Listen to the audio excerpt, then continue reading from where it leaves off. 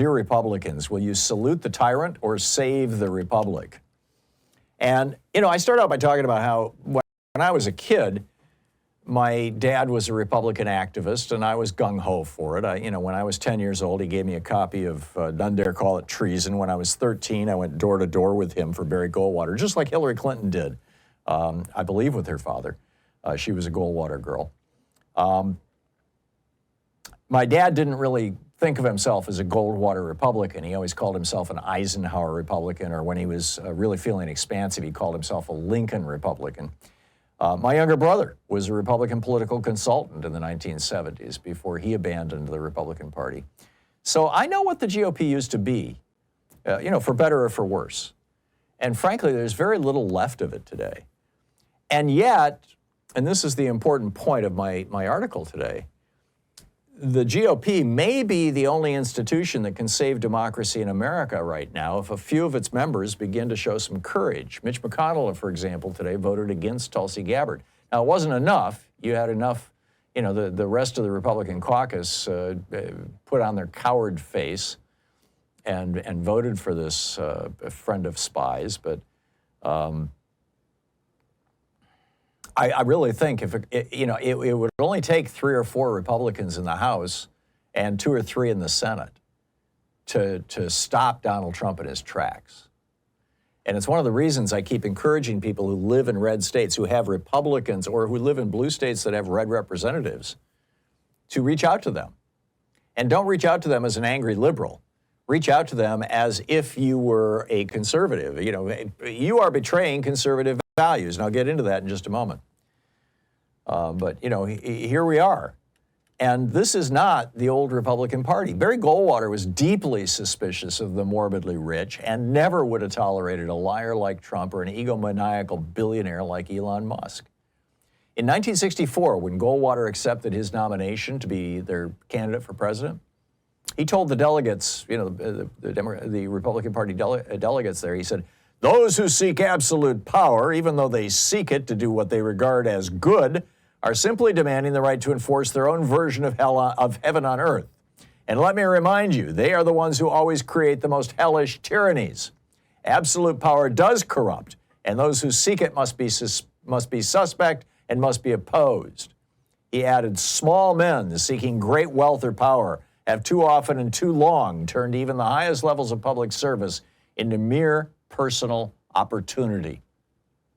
In his book, Conscience of a Conservative, Goldwater wrote, "The enemy of freedom is unrestrained power, and the champions of freedom will fight against the concentration of power wherever they find it."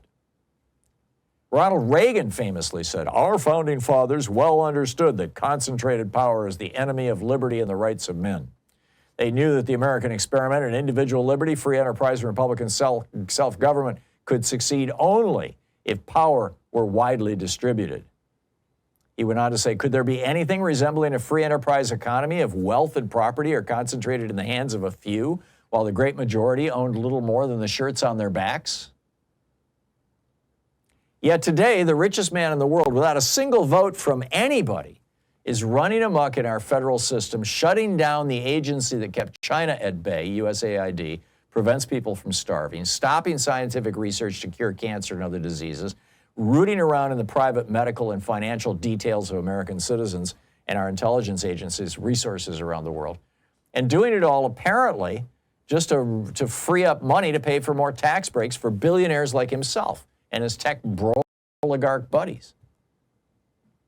Is it possible to define a more dangerous concentration of power, to use Barry Goldwater's phrase? Right now, a few honest Republicans, if they're still out there, could save our republic. But what has happened to them? I mean, Eisenhower, Nixon, and Reagan all vigorously opposed communism. Trump sucks up to communist China Xi. Every Republican president in my lifetime has opposed Russian expansionism and the brutal form of tyranny that the old Soviets and that Putin imposed until Trump. Every Republican president in my lifetime supported a free and open press in America. Although Trump is, until Trump, he's using Stalin's old phrase, enemy of the people. Every Republican president of my lifetime except Reagan supported quality secular public schools and higher education until Trump. The Republicans, I remember, were big fans of law and order. They cringed at the idea of openly corrupt or criminal people acquiring public office. Yet now we've got a president who's been convicted of 34 felonies, credibly accused of rape and sexual abuse by almost 24 women, found liable for business and tax fraud, broke his marriage vows to each of his 3 wives, and told over 30,000 documented lies in his first term. Those Republicans also believed that committing crimes carried consequences. But now you got Trump, pardoning Blagojevich and Kushner and making Charles Kushner the ambassador to France, and in an ultimate spit in the face to law and order, freed and pardoned 1,500 convicted violent criminals, including multiple cop killers. Dwight Eisenhower the Republican, was the first president to send troops into the South to enforce anti-discrimination laws and Supreme Court decisions.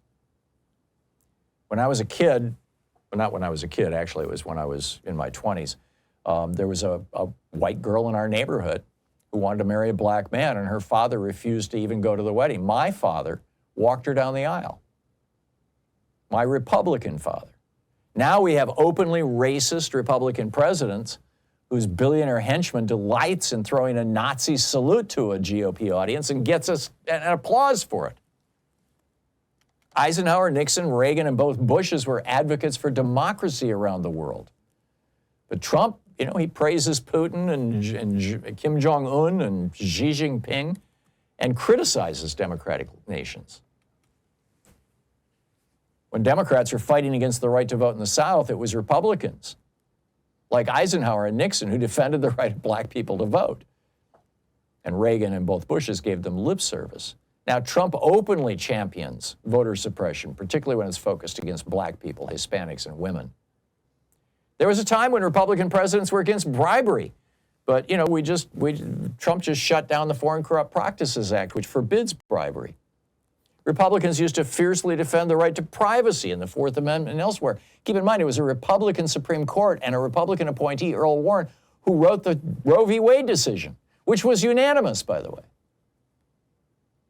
Republicans used to refer to and recite the Constitution like a tick. Now they're openly attacking it, arguing that Trump and Musk can ignore the courts. I remember when Republicans were the most vigorous defenders of the environment. Teddy Roosevelt created our national parks. Eisenhower and Nixon expanded them. So are there any Republicans left who remember the old days? The Adam Kinzinger, Liz Cheney Republicans who believe in our form of government, who believe in a separation of powers, who believe in democracy.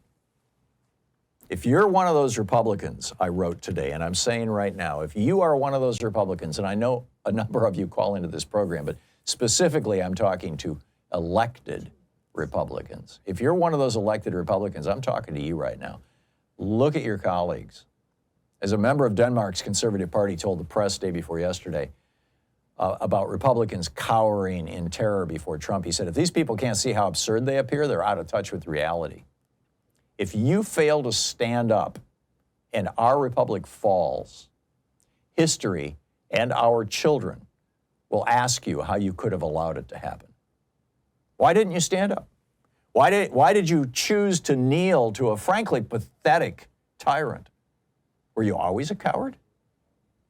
Somehow, if you fail America at this critical moment, I doubt you'll have a good answer to that question.